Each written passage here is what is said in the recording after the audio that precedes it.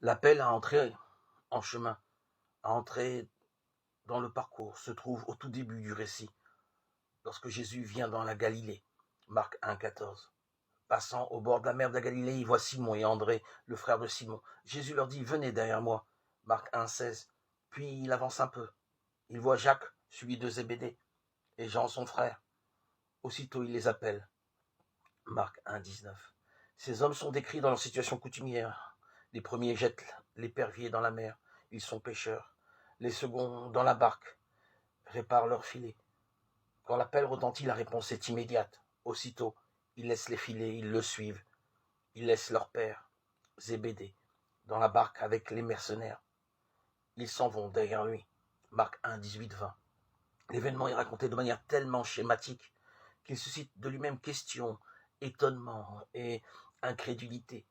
Comment admettre que des hommes suivent Jésus sans encore le connaître, sans avoir surtout vécu quoi que ce soit avec lui? De ce point de vue, l'évangile de Luc semble bien plus satisfaisant.